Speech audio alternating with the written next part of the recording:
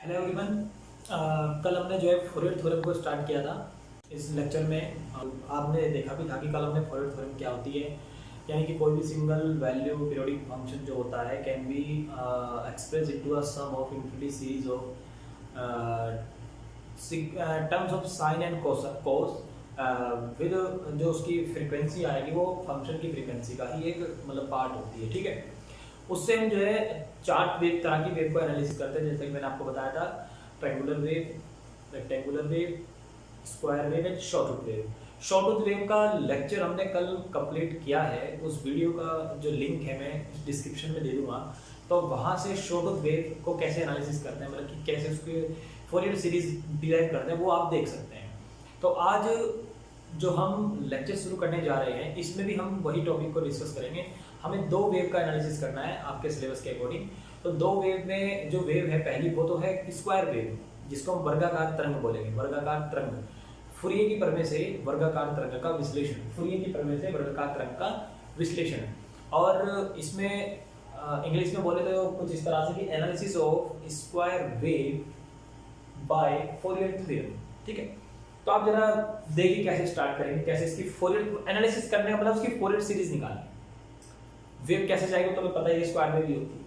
इस तरह की वेव्स आपको जो होती है वो टेलीविजन सिग्नल्स वगैरह में जो है जाती है, जिसको आप ये भी बोलते हैं कि आपने दो तरह के सिग्नल सर्किट पढ़े हुए क्लास 12 में, अगर आपको याद हो। एक तो एनालॉग सर्किट पढ़ते हैं, डिजिटल सर्किट पढ़ते हैं। तो जो डिजिटल सर्किट होते हैं उनमें यही वेव का इस्तेमाल किया जाता है डिजिटल सर्किट के अंदर। ठीक है, तो सारे जितने भी डिजिटल सर्किट होते हैं उनमें सब स्क्वायर वेव्स होती है। ठीक है, तो अब देखिए अगर इसको कैसे एनालिसिस करते हैं। देखिए स्क्वायर वेव स्क्वायर में चलेगी, जितनी वैल्यू होगी इतनी वैल्यू होगी, इतनी वैल्यू होगी, इतनी सब वैल्यू इक्वल होगी। तो स्क्वायर वेव यहाँ से इस तरह से गई, इस तरह से स्क्वायर वेव चलती है। अब हमें इसमें अपनी मर्जी से वैल्यू जो है हमने टाइम पीरियड की बात करें, क्योंकि पूरा स्क्वायर पूरा राउंड तो यहाँ हो रहा है, तो ये 0 से t, 0 से t। लेकिन अगर आप ध्यान से देखें इस वाले हिस्से में तो वेव ऊपर है और इस वाले हिस्से में वेव नीचे। हमें तो y चाहिए, इस वाले एक्सिस पर हम क्या प्लॉट करते हैं, टाइम t। तो ये टाइम चल रहा है, इधर चलता है वेव का डिस्प्लेसमेंट, कितना वेव ऊपर जा रही है कितना नीचे। तो आप देखेंगे कि वेव यहाँ पे फिक्स है, जितना यहाँ डिस्प्लेसमेंट है उतना ही यहाँ डिस्प्लेसमेंट है, उतना ही यहाँ डिस्प्लेसमेंट है, उतना ही यहाँ, हर जगह सेम होगा। तो वो डिस्प्लेसमेंट y के बराबर होगा, y बराबर समथिंग। तो हमने उस डिस्प्लेसमेंट को लेट करा है कि मान लिया जाए कि जो डिस्प्लेसमेंट है इतना, ये y बराबर ये यहाँ से लेके यहाँ तक ये कितना है, a मान, कितना मान लेते हैं बेटा, a। y की वैल्यू कितनी है, a, यानी कि y बराबर हो गया a। अगर आप यहां कहेंगे भैया कि सर ये क्या होगा, फिर बड़ी चीज, तो ये वाला डिस्प्लेसमेंट भी जो होगा इतना, ये भी a ही होगा, बट ये नेगेटिव डायरेक्शन में है। तो यहां पे जो फंक्शन होगा वो होगा y इक्वल टू -a। तो इस वेव एनालिसिस में थोड़ा सा इंटीग्रेशन करते हुए थोड़ा सा काम बढ़ जाता है। क्यों? क्योंकि टाइम इंटरवल चेंज हो गया। कैसे? अब हमें डायरेक्ट इंटीग्रेशन नहीं करना है। क्यों? Function is discontinuous at that point. जब फंक्शन यानी कि कांस्टेंट कंटीन्यूअस होता है पूरे इंटरवल में तो हम डायरेक्ट इंटीग्रेशन करते हैं। बट अगर आपने देखा हो इस तरह के जो इंटीग्रल होते हैं बेटा, जैसे सपोज ये इंटीग्रल है, ये इस इंटीग्रल को हम 0 से 2 में डायरेक्ट नहीं कर सकते, because mode function is not continuous. फिर हम क्या करते हैं, इसका डिसकंटिन्यूटी का पॉइंट चेक करते हैं कि फंक्शन कहां पे दिक्कत कर रहा है। तो इस फंक्शन को दिक्कत 3 पे है, तो इसको वहीं से ब्रेक करेंगे। फिर सॉरी यहाँ पे थोड़ा सा गड़बड़ हो गया, इसको मतलब ये वैल्यू कम होती है, सपोज ये मान, ठीक है। तो फिर हम क्या करेंगे, इस फंक्शन का बीच का पॉइंट निकालेंगे, वहां से फिर हम क्या करेंगे, जैसे सपोज इस तरह से मान लो ये इस तरह से, ये ऐसे है ये, तो is this a point of discontinuity, point of discontinuity, and suppose this are 2 0 and these are 2, then now we want the integral from 0 to 2, but directly not possible. Therefore we can calculate the integral from 0 to this point and this point to this point and then add.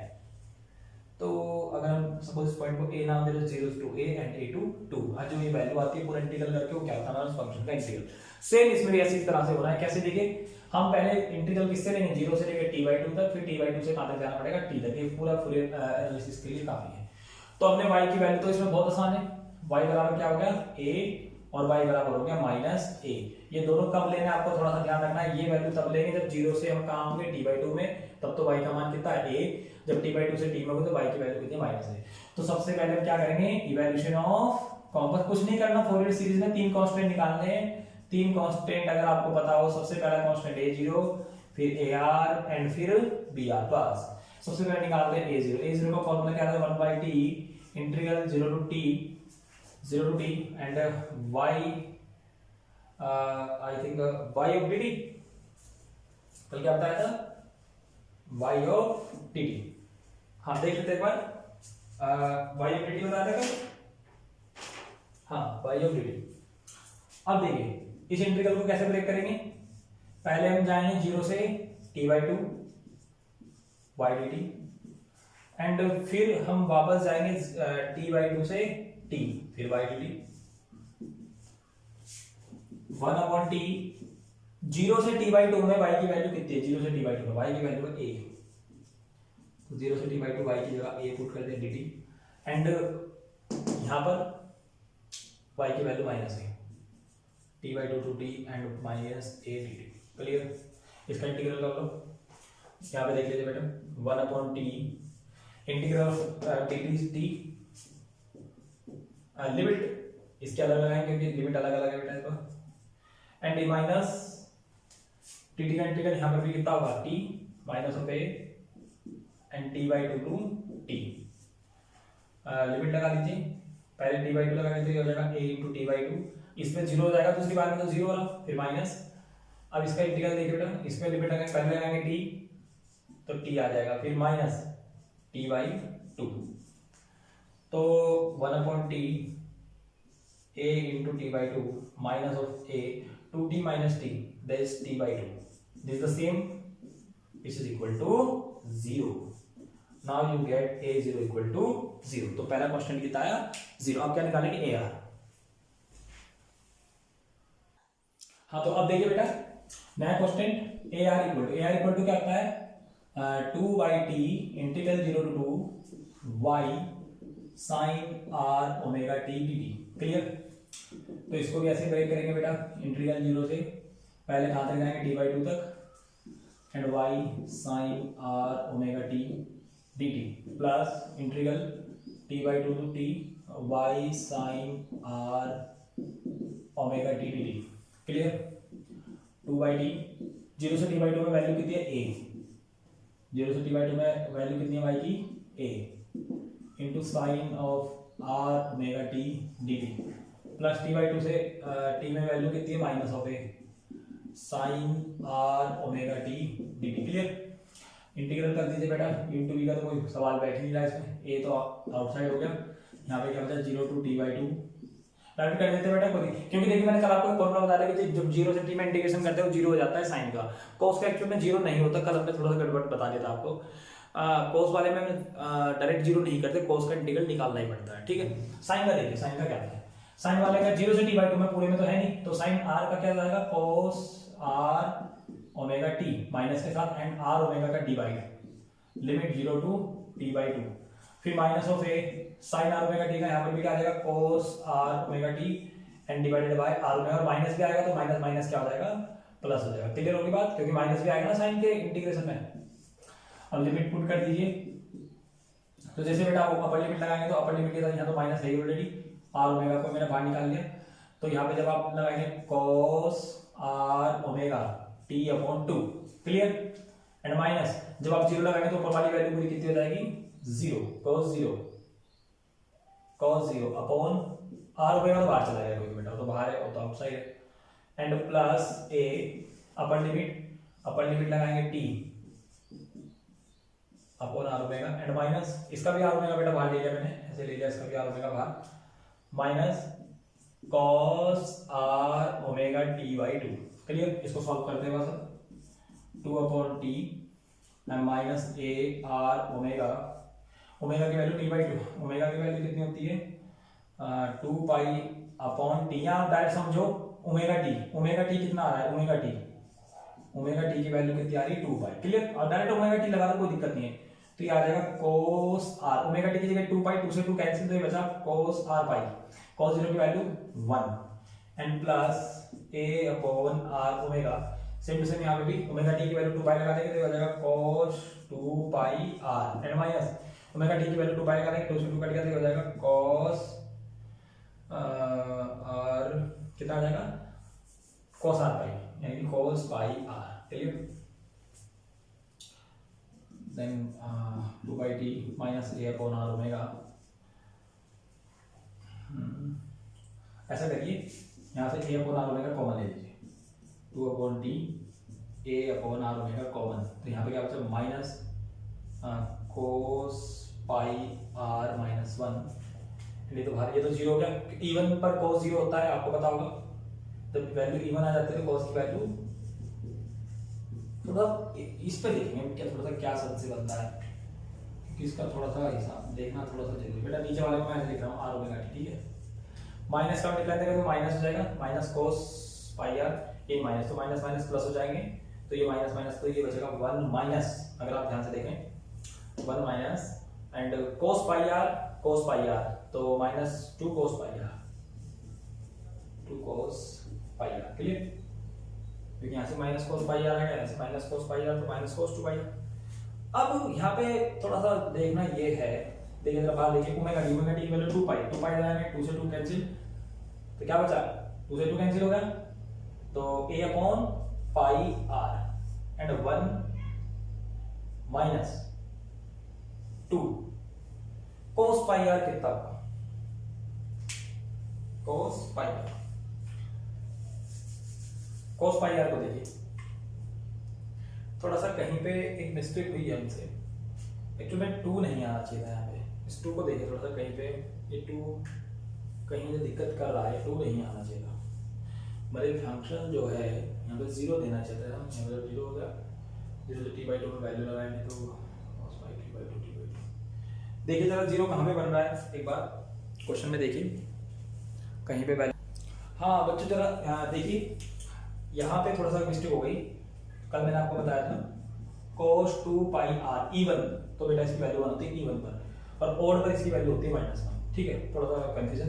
तो यहाँ पे cos 2 पाई r की जगह कितना आएगा 1 आएगा, कितना आएगा 1, तो जब यहाँ पर 1 आएगा देन 1 और 1 2, 2 को कॉमन निकालेंगे, 2 को कॉमन लेते बाहर कितना आ जाएगा 4a upon r, omega t की जगह 2 पाई, अंदर वैल्यू क्या बचेगी 1 minus cos pi of r, ठीक है बेटा, ठीक है, 2 से 2 कैंसिल हो जाएगा।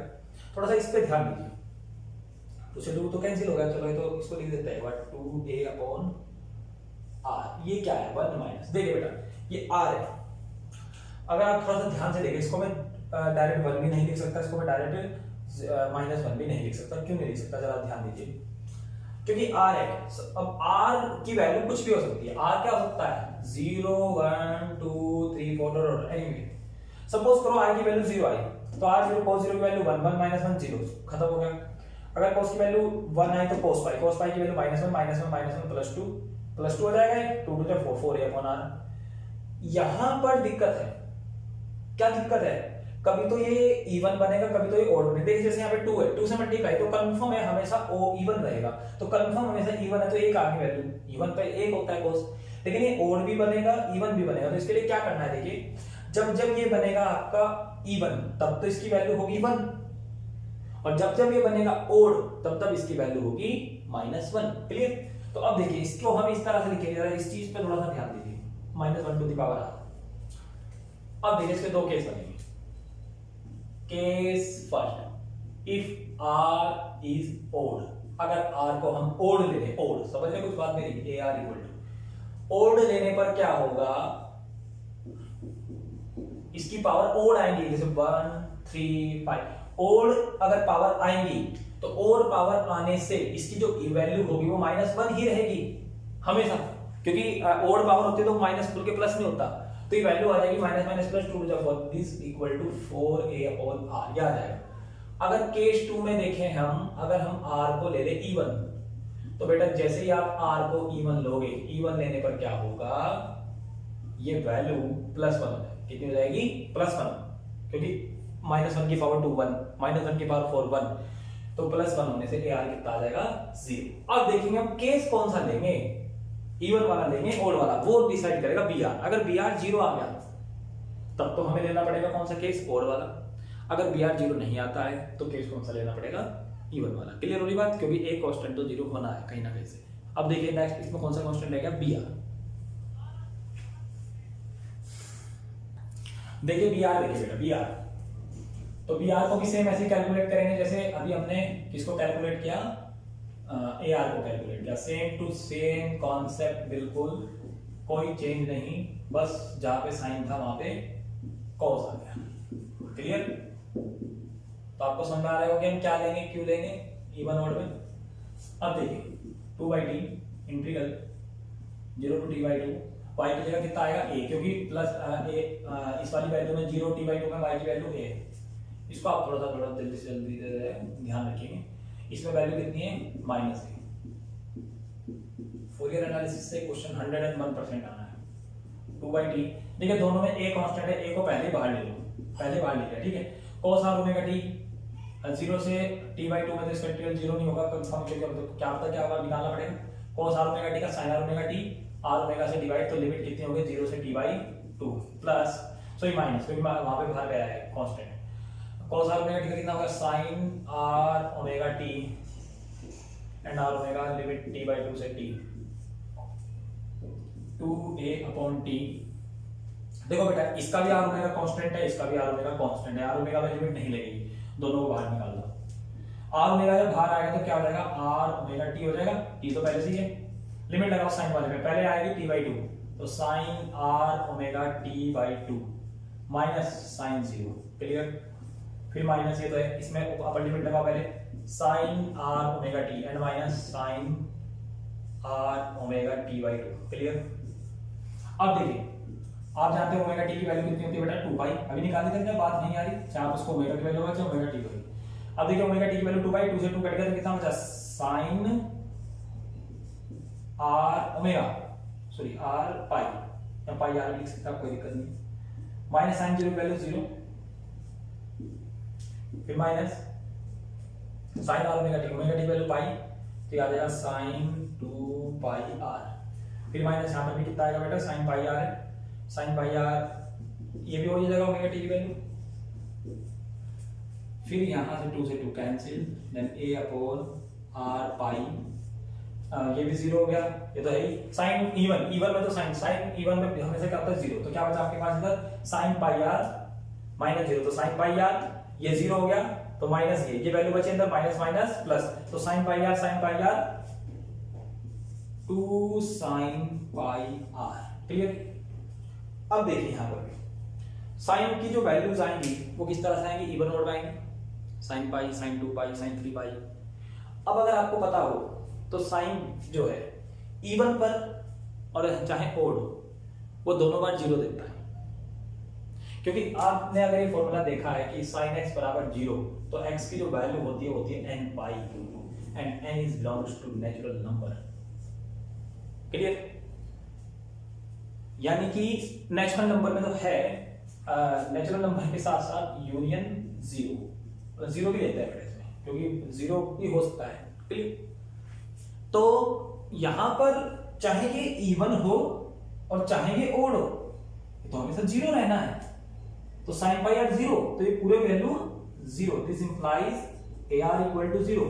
अब देखिए ar 0 आ गया, मैंने भी आपको कहा था अगर ar भी 0 आ गया, उधर सॉरी ये भी आ रहा है, ये भी आ रहा है। अब देखिए अगर मैं उसको भी 0 ले लूं, इसको भी 0 ले लूं, तो इसका तो कुछ एनालिसिस बनेगा ही नहीं, क्योंकि वहां पर कांस्टेंट तीनों 0 हो जाएंगे, which is not possible। therefore hence a0 तो आपके पास 0 आया ही था, ar आपके पास जो वैल्यू आई कितनी आई बेटा, वैल्यू देखिए जरा, ar की वैल्यू देखेंगे,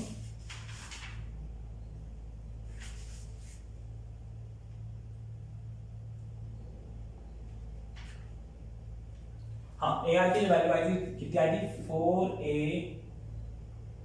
4a अपॉन pi r। Clear? And br equal to 0। Clear?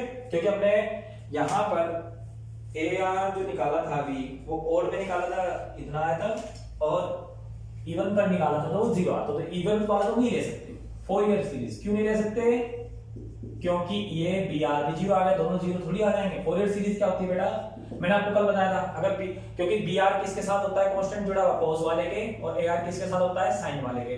जब br 0 आया तो cos वाले का तो कोई मतलब रहा ही नहीं, cos वाला तो आएगा नहीं, तो सीरीज किसकी आएगी पूरी, a0 प्लस डायरेक्ट लिख दे, चलो लिख लो, एक आध टर्म लिख लो। सबसे पहले क्या आएगा, a1 sin omega T and plus a2 sin 2 omega T and plus and so on ar sin omega T, r भी है साथ में। cos वाला तो गया, a0 भी 0 हो गया, ये भी गया।